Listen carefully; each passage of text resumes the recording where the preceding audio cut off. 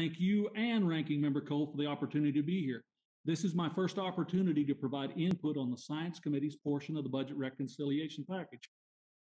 Because our committee failed to hold a markup, the $750 million being spent through an amendment today was not debated or discussed.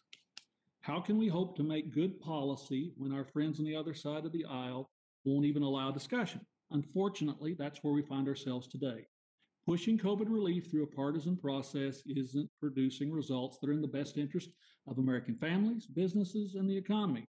Billions of dollars are going to special interests that already have $1 trillion in unspent funding sitting in the Treasury from previous COVID packages.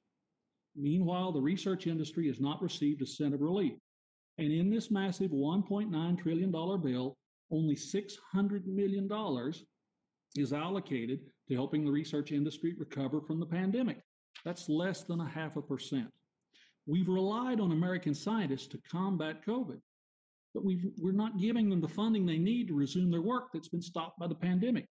Restarting our research work requires investment, and it's long overdue.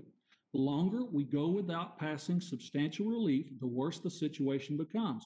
We are losing both research and researchers. Graduate students and postdocs are struggling to find jobs, and our STEM pipeline could be damaged for years.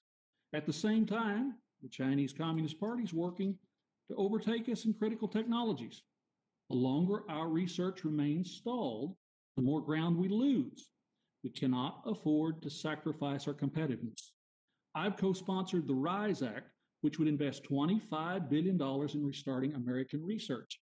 That's the kind of COVID relief we should be considering today when it comes to science, not treating it as an afterthought in a massive partisan spending bill. And with that, Mr. Chairman, before I yield back, I would note that I appreciate you and the ranking member and 8 of the other Rules Committee members for co-sponsoring the RISE Act. Thank you. You did the right thing. Now we just need to take it a little farther. With that, I yield back, Mr. Chairman.